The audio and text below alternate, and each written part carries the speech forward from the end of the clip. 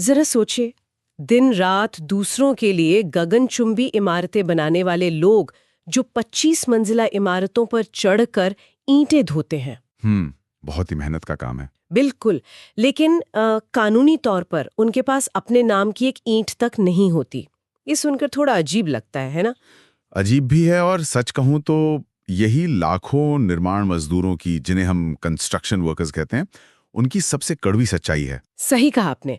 और आज की हमारी इस गहन पड़ताल का मिशन इसी सच्चाई को करीब से समझना है।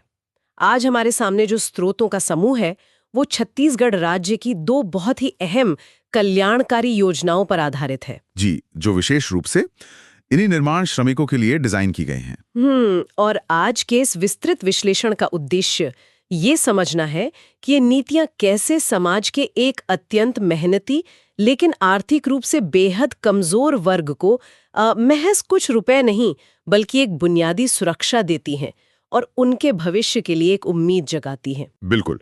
और ये समझना इसलिए भी बहुत महत्वपूर्ण है क्योंकि जब हम इन स्रोतों का गहराई से अध्ययन करते हैं तो पता चलता है कि ये केवल सरकारी नियम या कोई बोरिंग कागजात नहीं है। तो ये क्या है? ये असल में एक बहुत बड़े विजन को दर्शाते हैं। मतलब ये कागजात इस बात का ब्लूप्रिंट है कि कैसे एक व्यवस्था अपने सबसे असुरक्षित कामगारों के जीवन में स्थिरता लाने का प्रयास कर रही है। स्थिरता, जो कि उनके जीवन में सबसे कम होती है। वही तो, असंगठित क्षेत्र की सबसे बड़ी बीमारी ही यही है कि वहां कल क्या होगा इसकी किसी को कोई गारंटी नहीं होती। चलिए, इसे थोड़ा